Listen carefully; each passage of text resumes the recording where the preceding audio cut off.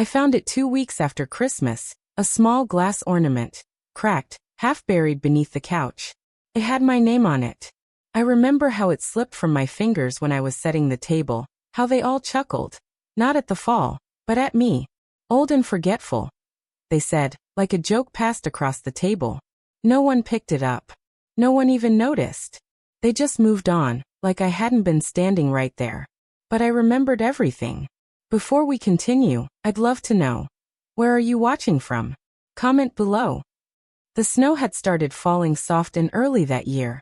December rolled in like a quiet sigh, covering the driveway, the mailbox, even the little wooden fence my husband built back in '82.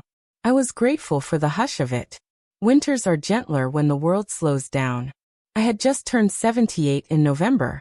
Most days, I could still manage fine, meals, laundry, even a bit of shoveling when my back behaved. That Christmas, they decided to let me host again. That was the way my son put it over the phone. Let me, like it was a favor being handed down. Years ago, this house was the center of it all. Thanksgiving smells that drifted out the windows, 4th of July picnics in the backyard, birthdays with streamers taped to the walls. I cooked, cleaned, remembered everyone's favorite dish. My house was where the stories happened. But slowly things shifted. The holidays moved elsewhere, to bigger houses with granite countertops and more room for the grandkids' toys. I understood, I did. But understanding doesn't stop the ache. This year, though, they were coming here again. My son said it would bring back old times. He probably meant it kindly. I wanted to believe that. So I dusted every corner, pulled out the old tablecloth, polished the silver I hadn't touched in a decade. I even found the box of ornaments in the attic, the ones each of them made when they were little. Felt stars with crooked stitches, macaroni wreaths spray-painted gold. I held each one like a memory between my fingers. I set the tree by the front window, like always. Plugged in the same blinking lights from years ago. It wasn't perfect. The star leaned a little, and one strand of lights refused to blink. But it was mine. It was home. My son Mark arrived first, tall, quiet, always slightly hurried. His wife Janice came in after him, arms full of store-bought pies. The kids, Emily 13, bored already, Jacob 10, eyes glued to a tablet, and little Sophie barely 6, they rushed in, tossed off coats, and disappeared into the living room. There was no hello grandma. Just the sound of notifications and laughter from a screen. Still I smiled. I asked if they wanted hot cocoa. Janice said they were watching their sugar. Mark asked if I'd remembered to turn the oven on. I had, hours ago. The ham was warm, the potatoes ready, the green beans in the dish I always used. It wasn't unkindness. It was something smaller, like being looked through, rather than looked at. They meant no harm. I reminded myself of that. But sometimes that's the hardest kind of hurt to explain. In the kitchen, Janice gently moved the salt to another counter. Just easier if it's closer to the stove, she murmured. Mark turned off the radio I'd put on. Too much noise, he said. The Christmas music I loved, gone, just like that. I noticed little things. How they double-checked the thermostat. How Mark peeked into the medicine cabinet while washing his hands. How Janice whispered something about labeling the pantry after she couldn't find the cinnamon. I let it all pass. I had learned over time that silence made things smoother. That afternoon, I took out the Christmas boxes with the grandkids' crafts. I called them over, holding up a crooked reindeer made from popsicle sticks and glue. Emily, you made this when you were 4, I said, smiling. She looked up from her phone for a second. Huh, cool. Then back to her screen. I placed it on the tree anyway. Each piece mattered to me. Each little fingerprint, each glitter-stained paper plate, told me that I had been here, that I had built something that stayed. Later, while setting the table, the ornament slipped from my fingers, a small glass ball with my name in gold. It hit the floor and cracked, not shattered, just a fine line down the middle. I bent down to pick it up, but my knees gave out halfway, and I paused there for a breath. That's when I heard the laugh, soft, sharp. She's getting worse, Janice whispered. It's kind of sad. My son didn't answer. Or maybe I didn't hear him. I only heard the laughter that followed, light but cutting, like paper on skin. I left the ornament where it was. Dinner was quiet. I asked questions.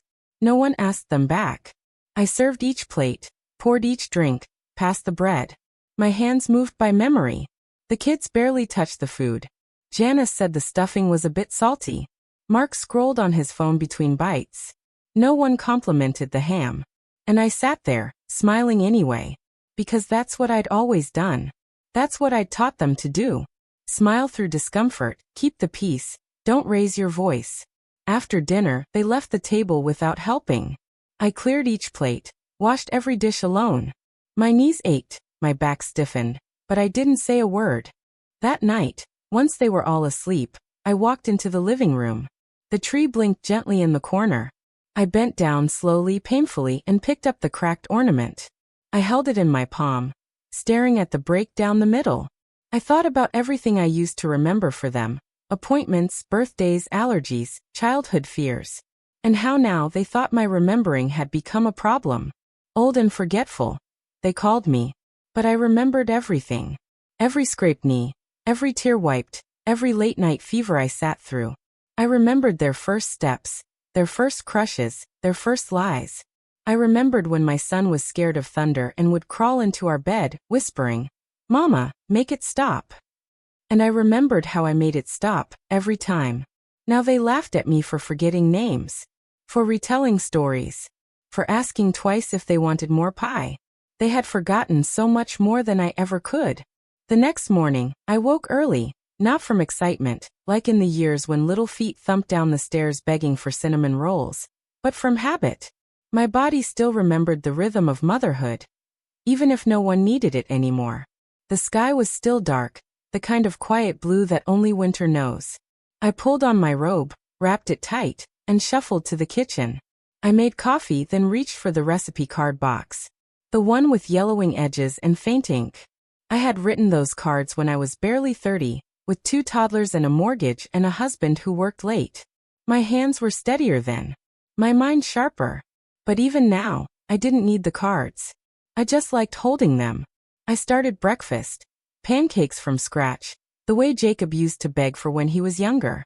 With little chocolate chips in the shape of a smiley face. I even found the old reindeer mold and used it for Sophie's. The scent filled the house by 7. But no one came down. By 8, I knocked on Mark's door. He opened it half an inch, hair disheveled, eyes still glazed.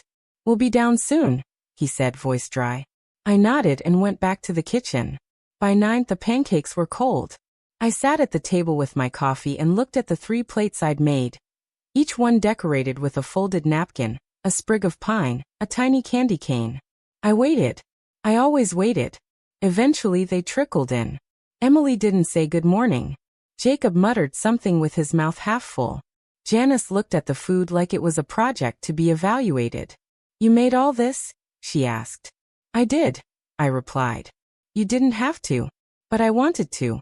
I didn't say it aloud. I just smiled. They each took a bite or two.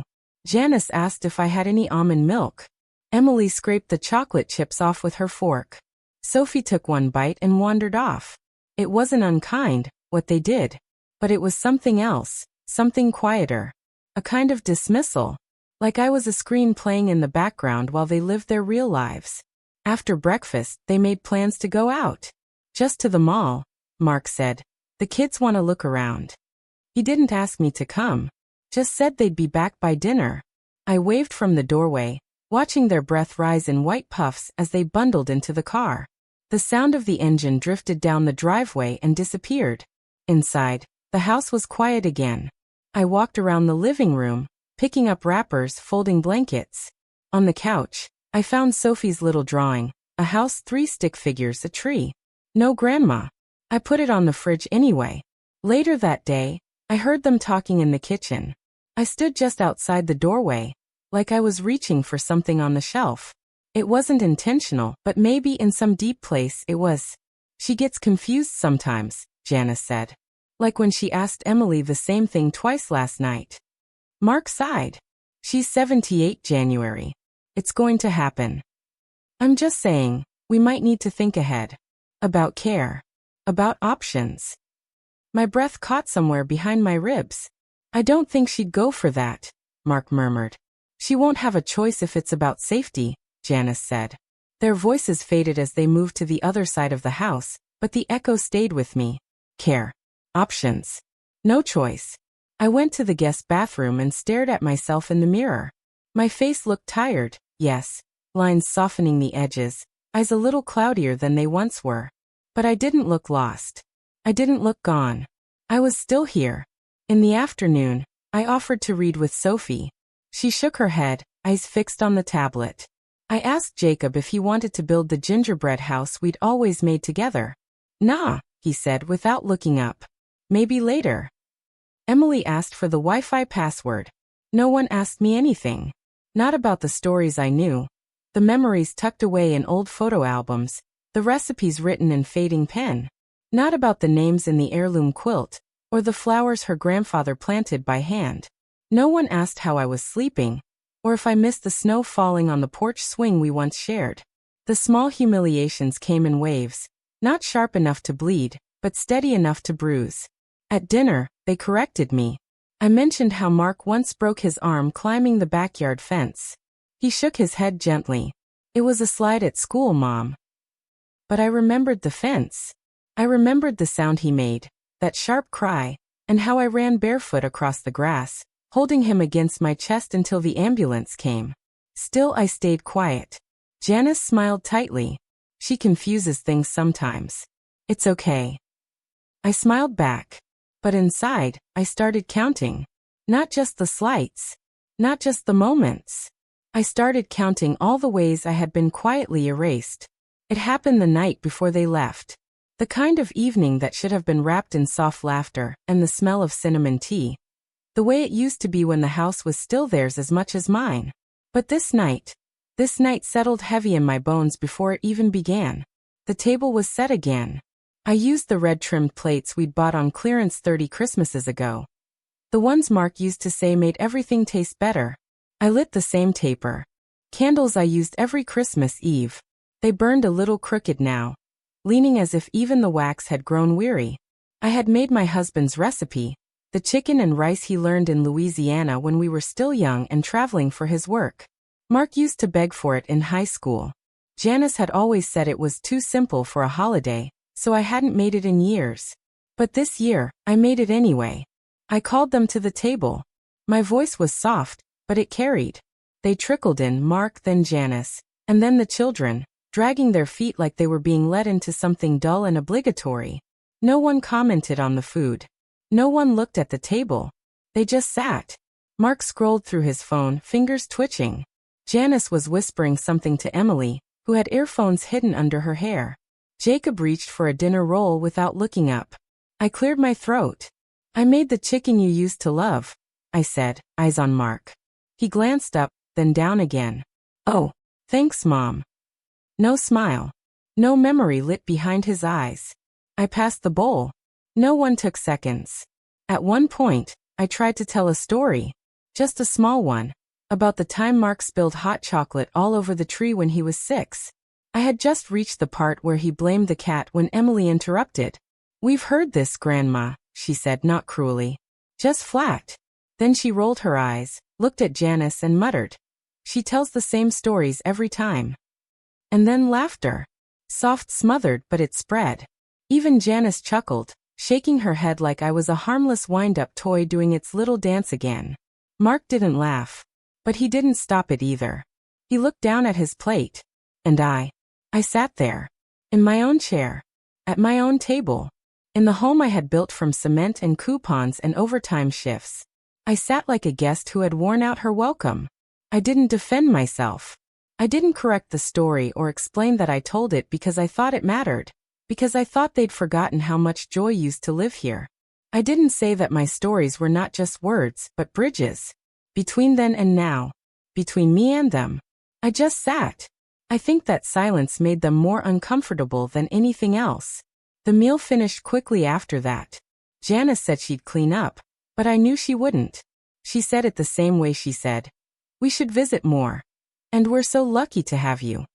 Empty kindness. That night, I couldn't sleep. I lay in bed and stared at the ceiling, the light from the hallway stretching like a crack across the room. I thought about the laughter at the table. Not cruel. Just indifferent. And somehow, that was worse. Cruelty at least recognizes your existence. Indifference erases you entirely. I rose quietly and wrapped myself in my shawl. I moved through the house. No lights, just the faint glow from the moon pressing against the windows. I passed the tree, blinking lopsided in the corner. I sat on the couch and picked up one of the old photo albums I had placed out, hoping someone might leaf through it. They hadn't. I opened it to a random page. Mark, age 7, in a cardboard robot costume. His eyes were wide with wonder, cheeks flushed. I remembered the way he laughed when it fell apart mid-walk, and how I taped it back together with masking tape just before the school parade. He had cried in the car that day, afraid of looking silly. I told him, "You don't have to be perfect to be brave." And he believed me. I wondered if he remembered that. I wondered if any of them remembered the version of me that wasn't forgetful, or slow, or in the way.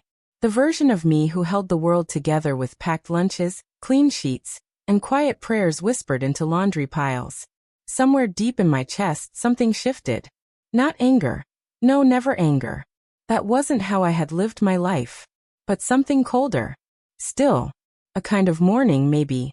The realization that my presence had become background noise in the home I once made sing. And then, just as I closed the album, I whispered something I hadn't meant to say out loud. They think I've forgotten. But it's them who've forgotten who I am. My voice startled me. It hung there in the still air like a thread waiting to be pulled. I pressed my palm to my chest. And I knew. I would not become a shadow in their lives. Not because I'd raise my voice. No. That was never my way. But because I would remember. I would choose to remember. Not just who I was, but what I had built. What I had given. And what I still had. I sat there until the candles burned out. The house, at last, was quiet. The morning after, I didn't rush to the kitchen. I didn't start the coffee or warm the oven or press the linen napkins with the old iron. I just sat by the window, wrapped in my shawl, watching the snow. It fell softly, the way some things leave you, quiet, layer by layer, until the world looks different and you're not sure when the change really began. They were packing when I heard them. Suitcases zipped, coat zippers tugged up, voices low. I didn't move. Just watched the winter paint the road white. No one called my name. I thought, maybe they'll come say goodbye before they leave. But part of me didn't expect it. I looked down at my lap and noticed I was holding something, a photo, still in its frame. I must have picked it up without thinking. It was an old one. Thanksgiving, 1993. Mark had just started college. He was standing beside me in the kitchen, arms crossed, flour on his shirt. I was holding a pie, laughing. The edges blurry with motion, as if joy had shimmered so bright the camera could barely catch it. That woman in the photo, she looked alive. Present. I stared at her face like I didn't know her, then slowly touched my own. The skin was looser now, the lines deeper. But the eyes were still mine. I stood up, not in defiance but in decision. I walked to the kitchen and opened the drawer with the important papers. It was cluttered, warranties, old coupons, forgotten lists, but tucked near the back, I found what I was looking for. A letter. Not one I received, one I wrote. Years ago, after my husband passed, the hospital gave me a pamphlet about grief and paperwork. One of the suggestions was to write a letter to yourself. I had done it, once, in the middle of the night. I had forgotten it was still there. I unfolded it slowly, careful not to tear the edges. It was short, messy, written in the slanted hand of a woman who was still learning how to sleep alone. You are more than the role they gave you. You are more than what they remember, or what they choose to forget. You are still here, and that is enough. I read it once, then again, and I felt something bloom inside me, small but steady. Not anger, not pride, just truth. I put the letter in my cardigan pocket. Not for them, for me. A little anchor I could carry through the rest of the day. I made myself tea and sat at the table. This time, I didn't set out 4 plates. I didn't try to make it look beautiful. I didn't hope they'd sit with me. I simply let the house be what it was, not a stage but a shelter. Eventually, I heard footsteps. Mark appeared in the doorway, phone in one hand, keys in the other. We're heading out soon, he said. I nodded. He hesitated. The kids had a good time. I didn't correct him. I just said, drive safe. Janice popped in next. Thanks for everything, she said, fastening her coat. We'll call next week. I gave her the same smile I'd practiced in the mirror all these years. The one that says, I've heard that before. Sophie wandered over and held out something, the reindeer pancake mold. I liked this, she said softly. I took it from her hand, heart tugging at the corners. I'm glad, I whispered. Then they left. The door shut. The car pulled away. And I was alone. But not empty. There's a difference. And this time I could feel it. I walked through the house slowly, not to clean, not to fix, but to see. I saw the dust motes dancing in the light. The corner of the rug curling just slightly. The cracked ornament still resting on the table. I picked it up gently. The gold lettering, though faded, still read my name. I didn't cry. Instead, I walked to the old cedar chest in my bedroom, the one I hadn't opened in years. Inside were the pieces of my life no one ever asked about. My nursing license, long expired but still framed. The first check I ever earned, folded neatly. Letters from my mother, a faded corsage, ticket stubs, sewing needles. And in the bottom corner, wrapped in a blue handkerchief, my husband's watch. Still ticking. I placed the cracked ornament beside it. 2 pieces of time, one broken, one steady. I sat beside the chest, pulled the cardigan tighter around me, and whispered. They called me old and forgetful. But I remember everything.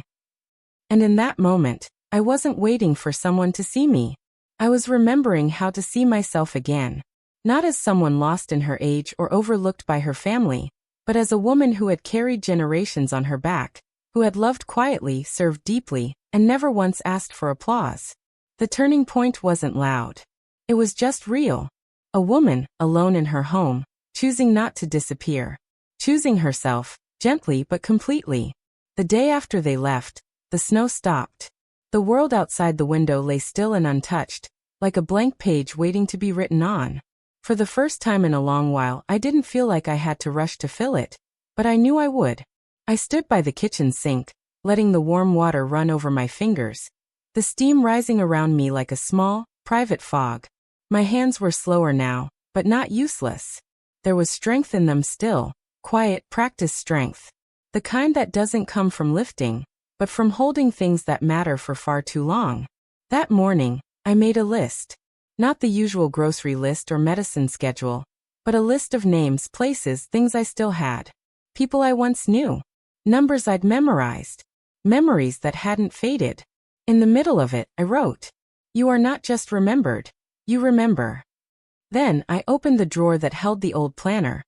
One with a broken spiral and coffee stains on the cover. I flipped past the blank pages. Past birthdays I wasn't called on. Past anniversaries no one remembered. And I started making notes. First I pulled out my deed. The house was mine, had been for 42 years. Paid off in full with double shifts and skipped vacations. And a husband who brought home more worry than money some years. I checked the filing. Yes. Still in my name. I ran my hand across the paper slowly, tracing the ink like a vow. I found my will, the original and the one I had meant to update. The old one had Mark as executor. The new one, well, it needed finishing. I opened a fresh envelope and slid the old one back in. Not today, I told myself. But soon. Next, I reached out to a name I hadn't said aloud in over a year. Marie Kavanaugh. She and I had worked together at the hospital, long ago. She had been the kind of woman who could calm a patient with a single look. We hadn't spoken much in recent years, just a Christmas card here. A condolence letter when her sister passed. But I remembered her number. I dialed it. My hands trembled a little, not from fear, but from the weight of choosing to connect again. She answered. And her voice, older yes, but still hers. "Marie, it's Ruth," I said softly. "From Memorial. I was just thinking of you. We talked for 27 minutes. I know, because I kept checking the clock, afraid she'd grow tired of me. But she didn't. In fact, she laughed, full bright, when I reminded her of the night we sneaked into the cafeteria at 2 a.m. for pudding cups. Before we hung up, she said, "Let's not wait another year, okay?" And something in me stretched awake. That afternoon, I began rearranging the photos on the mantel. Not the glossy ones Janice sent each Christmas with everyone in matching sweaters, staring stiffly at the camera. No. I pulled those down. Instead, I found the old ones, black and white, curled at the edges. My children with muddy shoes, flower-covered noses, wild eyes. I placed those front and center. I wanted to remember that version of them, and of myself. Next, I went to the basement. It took time, and my knees complained, but I got there. I found the box I'd been ignoring for years, the one labeled letters. It was heavy, covered in dust.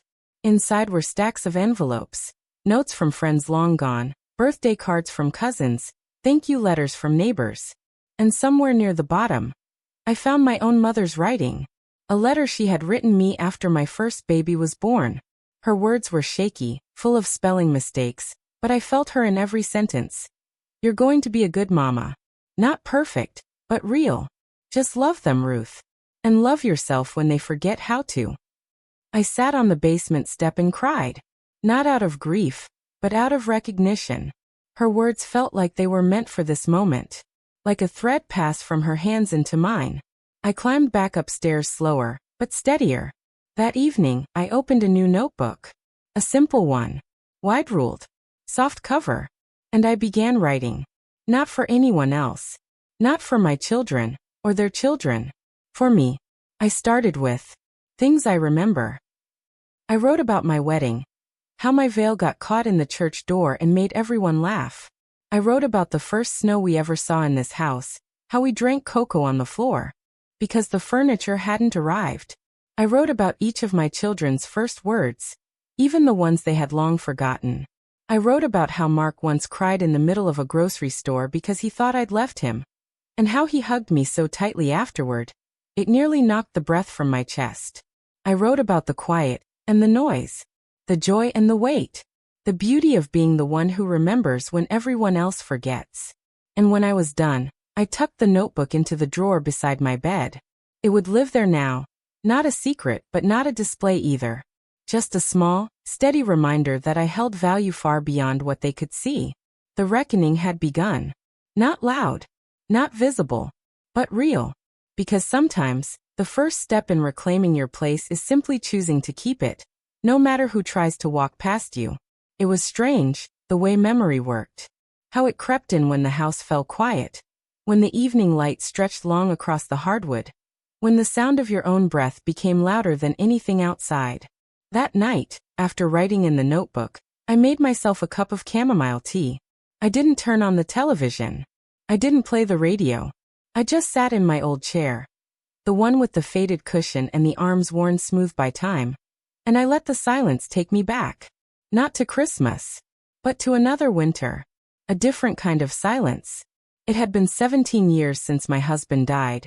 But only once had I ever truly felt abandoned. And it wasn't then. It was 3 years after his passing. Mark was in his 40s, busy with work, raising his kids. He called sometimes. Sent cards. Janice brought the family around for birthdays. But when I fell and broke my hip that February, everything shifted. I remembered the fall vividly. I had been carrying laundry down the stairs. A small misstep. A slip. The pain was instant, white hot and blinding. I lay there, stunned. The basket overturned beside me. Socks scattered like fallen petals. The paramedics were kind. The nurses gentler still. But when the surgeon told me I'd need help recovering, real help for weeks, I nodded, trusting that my children would rally around me the way I once had for them. I was wrong. Mark called, yes, but only to say that he'd look into arrangements. Janice mentioned something about their schedule being full. The kids, she said, had soccer and lessons and a million things. So they paid for a caregiver. A stranger came to my house each morning. She was efficient, polite.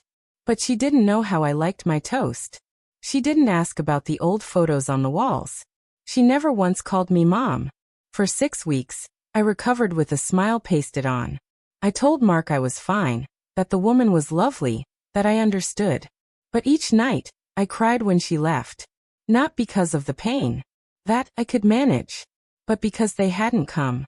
My own son, the one I'd nursed through chickenpox and stayed up with through spelling tests and heartbreaks, Couldn't find a day to sit beside me. I remember the day I took my first steps without the walker. I stood in the living room, one hand gripping the table, the other held out like I was reaching for something that wasn't there. And I realized then, I had already been walking alone for a long, long time. That experience, quiet, invisible, left a deeper scar than any surgery, because it taught me that sometimes, the people you love the most will miss the moments you need them the most. Not because they're cruel, but because they no longer see you as someone who needs anything. They see you as strong or self-sufficient or worse, as background. And when you become background, your pain becomes silent. Your needs become optional. After that winter, I stopped asking for help. Not out of pride but out of clarity. I started taking taxis instead of asking for rides. I kept a notebook of household repairs and found a man from church to do them. I paid him well.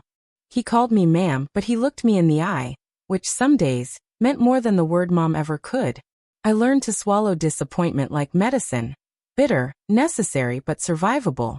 I went back to the photo albums that night, after the tea had gone cold.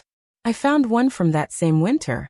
There was a picture of me, taken by the caregiver, smiling weakly from the armchair with a brace wrapped around my hip, a tray of soup on my lap, a blanket over my knees, and next to it, an envelope.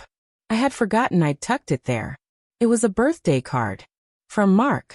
Hope you're healing well. We'll come visit soon. Love, Mark and Janice. No date. No signature from the kids. I held the card for a long while. Then I placed it beside the one from my mother. The one that said, "Love yourself when they forget how to." It hurt even now. Not in the sharp way it once had, but in the dull ache of something buried under years. But this time, I didn't hide from the pain. I let myself feel it. The way you press on a bruise to see how much it still stings. And then I did something I hadn't done in years. I prayed. Not a long prayer. Not the kind that begs or bargains. Just a simple whisper. Help me remember who I am, even when they forget. I didn't expect anything. I didn't feel thunder or light. But I did feel something move inside me. A quiet rising. Because sometimes, strength doesn't come from what you hold on to. It comes from what you're finally willing to put down. And I was ready to put down the pain of that winter. Not to forget it, but to stop letting it define what I was worth. That night, I fell asleep with the window cracked, letting the cold in, letting it sting a little, because I needed to feel alive again. 3 days after they left, the phone rang. I almost didn't answer. I was in the middle of dusting the shelf above the mantel. The one with the tiny ceramic birds I'd collected from road trips and flea markets. Each one had a story, a memory. I touched them often, just to feel that something small still belonged to me. But the phone kept ringing, long and sharp. So I wiped my hands on my apron and picked it up. Ruth. It was Linda, my neighbor 3 houses down. We had once been close, back when our husbands mowed lawns in tandem, and we passed green beans over the fence in Tupperware. But over the years, her hearing faded, and my knees gave out, and we saw each other mostly in glances through the front window. Hi, Linda. There was a pause, then a soft laugh. Well, I wasn't sure if I should call, but I ran into Janice at the pharmacy yesterday. My fingers curled slightly around the phone cord. Oh, she was talking to the pharmacist about care homes, something about looking into options for her mother-in-law. I asked if everything was all right, and she said, "Oh, Ruth's just getting a little forgetful these days." Said it with that tone, you know, like you'd say about a child who wanders. My breath left me slow, like a balloon slowly losing air. She said she didn't want to burden you with too much decision-making, Linda continued gently. Mentioned a place in Cedar Pines, I think it was. Lovely place, but it's an hour away, Ruth. And I know how much this house means to you. I leaned against the counter, the edge pressing into my hip, grounding me. I just thought you should know, she said. It didn't sit right with me. Thank you, Linda, I said softly. We exchanged brief goodbyes, and I stood in the silence that followed, letting her words settle. Cedar Pines. A facility. Plans being made, not with me but around me. About me. That was the betrayal, not the suggestion itself. I knew I was aging. I knew one day I might need more help than this house and my hands could give me. It was the secrecy. The decision whispered in corners, exchanged over pharmacy counters, and maybe even over my own kitchen table, when I had stepped away to use the bathroom. They hadn't come to me. They hadn't sat beside me with worry in their eyes and said, "Mom, we're scared. We want to make sure you're okay." They hadn't offered partnership, only quiet removal. I walked into the living room, sat down and looked around. Every corner, every crack in the walls, had a story I could recite without a second thought. The scratch near the fireplace from when Mark had raced his tricycle indoors. The faint watermark on the ceiling from that year the snow melted too fast. The floorboard that creaked by the hallway, the one my husband always tried to fix and never could. This house wasn't just mine. It was me. And they were ready to take it away without asking. I reached for the file folder on the side table, the one I had been adding to since they left. In it were copies of my will, my medical directive, my banking information. But that day, I added something else, a typed statement of my wishes. I printed it, dated it, signed it in blue ink. I am capable of living independently. I am of sound mind and memory. Any changes to my living situation are to be discussed with me directly. I read it twice, then tucked it between the legal pages like a spine of quiet truth. And then I did something I hadn't done since my husband passed. I called a lawyer. It wasn't dramatic. It wasn't revenge. It was dignity. The receptionist recognized my name. Said Mr. Harper still remembered handling our house deed in the late 80s. "Would you like to schedule a meeting?" she asked. "Yes," I said. "Sooner rather than later." She penciled me in for Friday. I hung up and felt something loosen in my chest. Not anger, not pride, but steadiness. Like putting 2 feet back on solid ground after drifting for too long. Later that evening, I sat by the fire, just a small one, nothing grand. I held a photograph in my lap. It was one Mark had taken in high school, for a photography class. It showed me at the kitchen sink, washing dishes, sunlight falling through the window onto my hands. He'd titled it Stillness. At the time, I'd been flattered. He'd told his teacher, "She's the calm in the center of everything." I stared at that photo a long time, then whispered to myself, stillness isn't weakness. It's knowing when to stand. And that night, I slept soundly, because I had remembered, not just what they forgot, but what I still carried. My name, my home, my voice. The next morning, I didn't open the curtains. Not right away. I sat in the dim light of dawn, watching how the snow outside glowed pale against the frosted window panes. It was quiet, but not lonely. Not anymore. I poured myself a cup of coffee, just one, and didn't bother making extra. For the first time in years, I stopped thinking of what someone else might need the moment they walked through the door.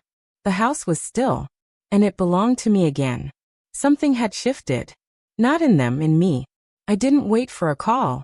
I didn't hope for a sudden apology or an unexpected visit. I simply stopped justifying. Stopped explaining why I still lived alone, why I repeated stories, why I chose to keep certain things just the way they were. I stopped shrinking myself to make others comfortable in the presence of my age, my silence, my soft, steady way of being. That week, I made changes. Not grand ones. No renovations or declarations. Just small, quiet choices. I took down the guest towels I never liked and replaced them with the thick, soft ones I used to save for company. I figured I live here. I should be the company. I tossed out expired boxes from the pantry, foods I'd bought just in case the children came. Just in case someone wanted that brand of crackers, or that special barbecue sauce. I cleared the shelves of what-ifs and filled them with what I actually wanted. Cans of soup I liked. Real butter. A jar of blackberry jam. I went into the spare bedroom, the one I used to call Mark's room, though he hadn't slept in it in over a decade, and I stood in the doorway. The bed was always made, hospital tight. The drawers full of his old college things. His trophies still dusted once a month. His favorite lamp, even though the bulb hadn't worked in years. And I realized, I was keeping a museum, not a room. So I changed it. I moved the bed to the center wall, opened the windows wide, and let the cold rush in like truth. Then I carried in my sewing machine, set it up near the window. folded fabrics into neat piles, pinned a quilt square to the wall. That room was mine now. I didn't tell anyone. I didn't post about it or take pictures or write it in a Christmas letter. But when I passed by that room each morning and saw the light fall over the patchwork pieces, I felt something I hadn't felt in years. Ownership. Not of space, but of self. At the grocery store, the clerk asked if I was hosting family again soon. No, I said simply. Not this month. I didn't add more. I didn't explain that they'd gone back home or that they were busy with their lives. I didn't cushion the truth to make her smile easier. I just handed her my coupons and took my time bagging the apples the way I liked. One by one, wrapped gently in the old cloth I kept folded in my purse. At home, I sorted through old mail. One envelope, still unopened, was from a local community center. I'd been ignoring their flyers for years, always thinking maybe later, or that's for someone else. But now I opened it. Inside, a schedule for writing groups, painting workshops, quiet morning yoga for seniors. I read through the pages twice. Then I circled 2 things. Memoir Circle, Tuesdays at 10. Watercolor for beginners, Thursdays at 2. And I wrote down the dates on my calendar. Not because I was lonely, but because I remembered how to be curious again. That night, I lit a candle at the dinner table. Just one. No centerpiece. No matching napkins. Just a plate of warm stew, a torn piece of bread, and a linen cloth draped over my lap. I ate slowly, not watching the door, not listening for footsteps. Only the soft clink of the spoon against the bowl. Only the gentle, steady breath of a woman who remembered her own name. Even when no one else said it out loud. Later, I opened the notebook again. Things I remember, the title still said. But underneath, I began a new list. Things I'm still learning. I wrote, how to enjoy silence that doesn't ache. How to say no without apology. How to see myself as more than what they need. How to love my life in the middle of it. Not at the end. I put the pen down, closed the notebook, and sat still for a long time. They hadn't called. They hadn't apologized. And yet, for the first time in a long time, I didn't feel like I was waiting. That was the shift. It wasn't about removing them. It was about releasing the need to be seen by them in order to see myself. And when I went to bed that night, I left the door open. Not in hope, just in peace. The next week, the library reopened after a long winter closure. I hadn't been in years. Not because I didn't want to, but because somewhere along the line, I had convinced myself that spaces like that were no longer meant for women like me. Women with stiff knees, slow steps, voices softer than the world demanded. I used to love the library. I'd take the children there every Saturday. Mark would sit in the corner with an armful of space books, Emily would color, and I'd wander the aisles looking for anything with a strong woman on the cover. That morning, I wrapped myself in my heaviest coat, pulled on my boots and walked, slowly but surely, down the block and up the small hill to the town library. The snow had started to melt, leaving patches of damp earth and the scent of thaw in the air. I stopped once to catch my breath, leaning against the railing at the corner, and when I looked up, I saw my reflection in a shop window, small, hunched slightly but upright. Inside the library, the air was warm and familiar, that paper-scented hush that feels like memory. I asked the woman at the front desk about the Memoir Circle. She smiled, stood up, and said, "Come with me, Han." The room was small. A long wooden table in the middle, surrounded by chairs with blankets draped over the backs. There were only 5 people seated, 3 women, 2 men, all in their 60s and 70s. They looked up as I entered. "This is Ruth," the woman said gently. "She's joining the circle today." They nodded, smiling, not the strained kind, not the polite kind. Just warm, quietly welcoming. I sat down. A woman across from me, maybe 70, short gray curls and a green scarf, leaned in. "First time." I nodded. "You'll like it," she whispered. "You're among remembering folk now." That phrase, remembering folk, settled into me like a blanket pulled up to the chin. The facilitator asked if I wanted to read something. "I don't have anything yet," I said. "That's all right. Listening is part of writing." And so I listened. One man shared about a summer on his uncle's farm. A woman read a letter she wrote to her late husband. Another read a poem, her hands trembling slightly but her voice strong. No one interrupted. No one corrected. No one said, "We've heard this before." And when it was over, they clapped softly, not out of obligation, but appreciation. Afterward, the woman with the green scarf walked out with me. Her name was Clara. She lived just a few blocks away. "I bring lemon squares next week," she said. "Hope you like them." I did. That afternoon, back at home, I sat in my sewing room and stared at the fabric laid out on the table. I hadn't planned to make anything big. Just a pillowcase maybe or a small throw. But suddenly, I knew what it needed to be. A quilt. One I would make slowly, not for sale or for anyone's guest bed. A quilt stitched from memory. Each square would hold a story. A recipe. A child's laugh. A broken ornament. A whispered prayer. I found the notebook again and started sketching. Square 1. A red patch. For the time I burned my hand making Mark's birthday cake and still served it with a smile.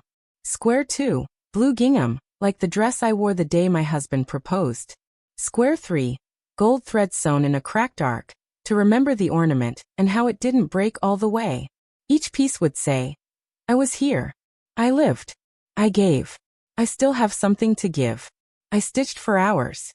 And when my fingers grew sore, I rested them on my lap, closed my eyes and whispered, "Thank you." Not to anyone in particular. Just to the silence. To the space that had made room for me again. The next day, the phone rang. This time I didn't flinch. It was Sophie. "Grandma," she asked softly. My heart fluttered. "Yes, sweet pea." She paused. "Can you tell me that story again? The one about the cat and the hot chocolate." I smiled, tears burning the corners of my eyes. "I'd love to." And I told it. Every word. Slowly. Clearly. Gently. She giggled at the ending, just like her father had when he was 7. "I'm gonna write it down," she said. "For school. We're doing stories about our family." "That's wonderful," I whispered. And after she hung up, I sat in the chair, notebook open, needle resting beside me. I looked out the window, the light just beginning to stretch longer into the afternoon. I wasn't waiting anymore. But now they were beginning to come back. One by one. Not all at once. Not with big apologies. But with quiet invitations. The kind you only get once they see you again. And I had found something, too. Not in them. But in myself. An inner power. Not loud. Not proud. But rooted. Steady. Still. Like the snow outside beginning to melt. And underneath it, life. The strange thing about reclaiming yourself, quietly, gently, is that people begin to notice. Not always in ways they understand. But they feel it, like a shift in weather. A weight they used to lean on suddenly standing upright. It started with a letter. A real one. Folded, stamped, postmarked. The kind that rarely finds its way to my mailbox anymore. It was from Janice. Just 3 pages. Neatly written in that slanted script of hers. The same one I used to compliment back when she first joined the family. She had always liked writing things down more than saying them out loud. In it, she said she hoped I was well. She apologized if anything she said over the holidays had felt unthoughtful. That was the word she used. Not cruel, not wrong, just unthoughtful. She mentioned how busy things had been with work and the children. How hard it is sometimes to balance caring and doing. Then at the end a single line made me pause. "We've started to realize you might not be as forgetful as we assumed." I held the letter for a long time. I didn't rush to reply. Instead, I folded it neatly, pressed it into the back of my notebook under the section titled, "Things I'm Still Learning," and whispered, "Yes, that's right." A week later, Mark called. The first few minutes were stiff. Small talk. The weather. Taxes. Then he said, "Mom, Sophie told me about your story, the one with the hot chocolate." I'd forgotten that day. I waited. "She drew a picture," he added. "It's on the fridge now." I closed my eyes. Let that image settle. A piece of our past returned to their home. Not by my insistence, but by her remembering. "She really loves hearing from you," he said. I nodded into the phone. She asked. I was glad to tell her. He hesitated. I'm sorry, Mom. I think I've been letting Janice handle too much. She meant well, but I should have talked to you first. There it was. Not a performance. Not flowers at the door. Just accountability.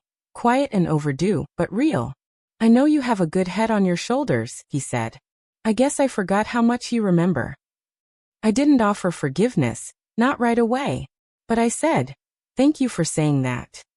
After we hung up, I sat with my hands folded in my lap. Not trembling. Not triumphant. Just calm. That weekend, I went back to Memoir Circle. I brought lemon bars, not Clara's kind, but mine. From an old recipe card with smudged corners. Everyone took two. That day, I read aloud. It was just one page. A memory about my first apartment, how I'd furnished it with hand-me-downs and hope. How I once hosted Thanksgiving in a living room where everyone had to sit on pillows because I didn't own chairs. When I finished, the room was still. Clara reached across the table, touched my wrist, and said, Ruth, that was beautiful. And I believed her. Back at home, the consequences of my shift kept unfolding. Quietly, steadily. The mailman started leaving my letters inside the screen door, not the box. Just in case it's too icy, ma'am. The librarian pulled aside a book she thought I'd like. Even the pharmacist asked if I wanted a senior discount, but not with pity, with gentleness. And slowly the house changed too. Not physically. The wallpaper still peeled in the back hallway, the kitchen sink still squeaked. But the energy inside it softened. There were fewer what-ifs in the corners. Fewer signs of waiting. I dusted less. Sewed more. Wrote even more than that. And then one day, I received another letter. This one was from Emily. 12 years old, written in pencil, decorated with doodles of hearts and stars. She said her teacher gave her a writing assignment. Tell a story from someone else's memory. She had written about me. About the time I let her lick the spoon after making chocolate frosting. About the way I always smelled like cinnamon and lavender. About how I said things slowly, like every word mattered. She ended with, I hope I'm like you when I'm older. Except maybe not with so many buttons on my sweaters. But even that's kinda cool. I laughed out loud. It was the first real laugh I'd had in a while. Not polite, not performative. Just joy, startled up from somewhere deep. And then the phone rang again. This time it was Janice. She sounded unsure. But not cold. I heard from Emily's teacher, she said. She really looks up to you, Ruth. I said nothing, waited. I want to come by. Maybe help with some of the garden beds. If you'll let me. It wasn't everything. But it was something. A door creaking open. And me, not rushing to hold it wide, but standing in the threshold, calm. Letting them step forward. Letting the consequences of their forgetting lead them back. Not because I asked, but because I hadn't. Because sometimes, the most powerful reckoning is the one you don't demand. The one that unfolds when your dignity refuses to move. The day they came back, spring had begun to stretch its fingers across the yard. The tulips I planted in quiet, just under the window, by the porch steps, were pushing through the thawed earth. Pale green shoots still curled, still hesitant, but alive. Mark's car pulled into the driveway just before noon. I had seen it coming from the kitchen window. I didn't rush to the door. I didn't fluff the pillows or put on a pot of coffee. I simply wiped my hands on a cloth and waited by the table, where I was mending a hem. When they knocked, I opened the door calm, unhurried. Mark, Janice, and Sophie stood on the porch. Sophie had a drawing in her hand. Janice was holding a small box, the kind used for home-baked goods. Mark looked as though he hadn't quite decided what he'd come to say. Hi, Mom, he said. I nodded. Hello. Sophie rushed forward, holding up her picture. I drew us, she said. Me, you, the cat, and the hot chocolate. I took the drawing carefully. In it, we were smiling. The cup of cocoa had steam shaped like a heart. And I was standing tall. It's beautiful, I whispered. Thank you. Janice stepped forward. We brought lemon muffins. I accepted the box, opened it slowly, inhaled the scent. Lemon, I said softly. My favorite. Would it be all right if we came in for a bit? Mark asked. I stepped aside. Of course. You're always welcome in this home. They walked in quietly, unsure, like people returning to a place they hadn't realized they'd left behind. We sat in the living room, not with tension, but not with comfort either. The kind of space where something still needed to be said. Mark cleared his throat. I want to say something. I nodded. I'm sorry, he began. About how we spoke to you. About how we made decisions without you. Janice shifted beside him, eyes lowered. We thought we were helping, she added. But I see now how it must have felt. Like we were deciding you didn't know yourself anymore. I waited a moment before answering. Then I said, when people stop asking what you want, they start forgetting you have a voice. Janice's eyes glistened. Mark looked away, then back. I never meant to forget who you are. I know, I said. There was silence after that. Not the cold kind, the necessary kind. The space where truth sits and settles. I stood and walked over to the side table. From it, I picked up an envelope. The same one I had slid into my folder after speaking with the lawyer. Inside, my updated will, medical wishes, property documents. I handed it to Mark. I want you to read this, I said gently. Not because I'm going anywhere, but because I'm still here. And I want to decide what happens while I'm still clear, strong and standing. He took the envelope without hesitation. His fingers trembled slightly. I've also made a few changes to the house, I added, turning toward Janice. The pantry's labeled. The drawers are reorganized. I've arranged for emergency contacts to be posted near the phone. She looked up. Thank you for doing that. I didn't do it for you, I said, not unkindly. I did it for me. So that if anyone ever tries to take decisions away from me again, they'll have no excuse. The words weren't harsh, but they were firm. And in them, I felt the strength I had once whispered in the dark, now spoken aloud. I looked at Sophie, who was watching me with wide, quiet eyes. And I smiled. There's something important about knowing your own story, I said to her. About saying it out loud before someone else says it wrong. She nodded slowly. That's why I wrote about you for school. I'm proud of you, I whispered. And I was. Not because she was sweet, but because she saw me. Janice stood up then. Walked across the room. Can I help with the garden beds next week? I looked at her, this woman who had been my daughter-in-law for over 20 years, who had known me in fragments, through obligations and holidays and handoffs at the front door. Next week is fine, I said. Bring gloves. She smiled, the kind that means something has cracked and opened. Mark stood last. He placed the envelope in his coat pocket. We'll do better, he said. I didn't answer that. I just walked them to the door. They left slowly. Sophie turned and waved as they reached the car. I love you, Grandma, she called.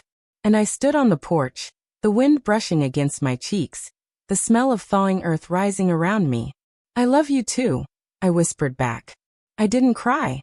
Not because it didn't matter, but because it did. And I had finally said what I needed to say. Without shouting. Without silence. With the quiet, rooted voice of someone who had carried the weight of a family, forgotten by most, but remembered now by herself. The days that followed were quiet, but not empty. There was a difference, and I could feel it now in the walls, in the way I moved through my home without waiting to be seen, without the echo of needing anyone's permission to belong. I rose when the sun touched the kitchen tiles. Made my tea. Sat by the window where the tulips now stood fully open. Their colors soft and honest. Pinks, whites, one deep crimson bloom that surprised me. It had been buried beneath the snow for months, hidden from sight, but it had grown anyway. So had I. The sewing room filled slowly with color. The quilt spread wider across the table each day, square by square.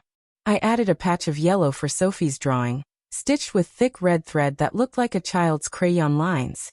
I added a square of blue plaid from Mark's old shirt, the one I'd kept folded in the back of the linen closet, too worn to wear, too full of memory to throw away. Each piece had a story. Each story had a place. Even the hard ones. Clara came by one afternoon, holding a small potted herb, rosemary, for remembrance. I thought you might like to plant something that stays green, she said. I thanked her and placed it near the kitchen window. That evening, I called the community center and asked about volunteering. Nothing big, I said. Just something useful. They put me in charge of organizing the monthly story hour, reading old picture books, helping the children draw what they heard.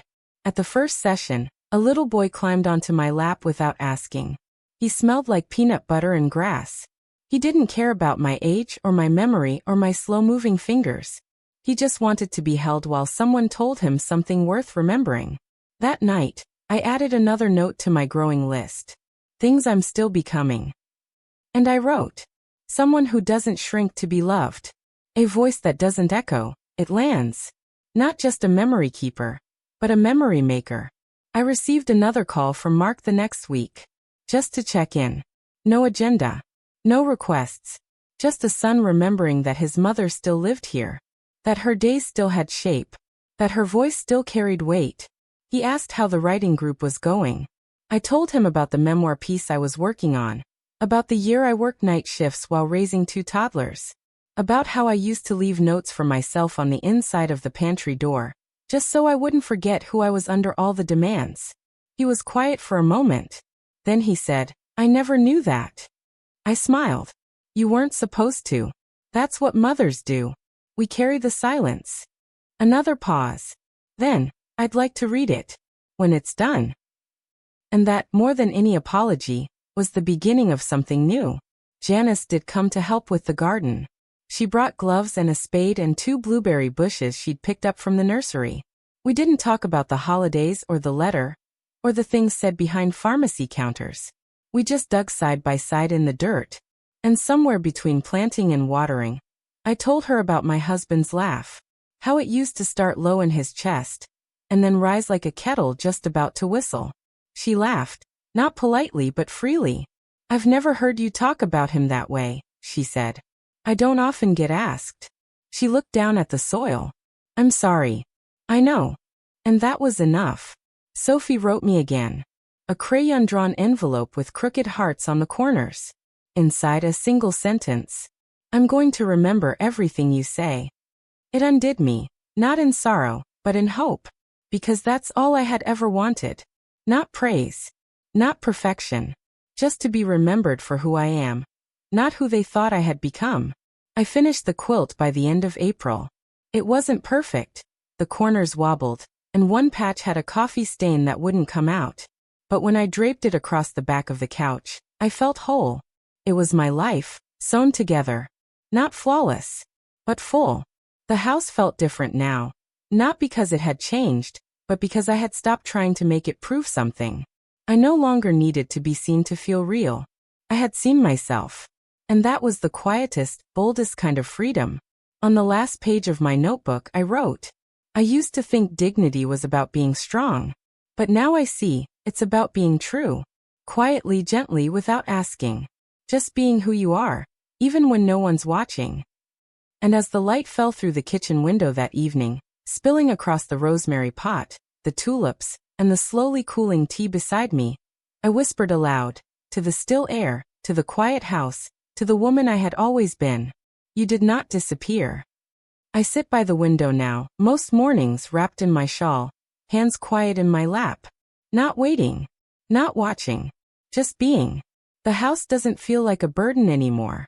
It feels like a body I've lived in long enough to understand. I know which floorboards will creak before they do. I know which cabinet still sticks. I know where the sun falls first and which chair to sit in when I want to feel it. And I know, now more than ever, that being forgotten by others doesn't mean forgetting yourself. I am still here. Still full of stories. Still worthy of decisions.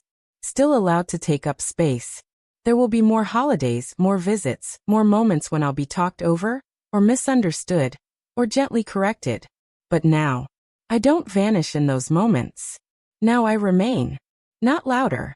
Just truer. I am not just old. I am not just forgetful. I am a woman who remembered everything when it mattered. And I always will. So if you've ever found yourself sitting quietly in a room full of people you love, wondering when they stopped looking at you the way they used to, if you've ever felt invisible in your own home, or like your stories are just background noise, please hear this. Your voice still matters. Even when it's soft. Even when it shakes. Even when they don't seem to listen. Especially then. If you've ever felt unseen or forgotten, remember, Your worth doesn't depend on their understanding. Share your story in the comments. And maybe, just maybe, we'll all remember a little more kindly and a little more truly together.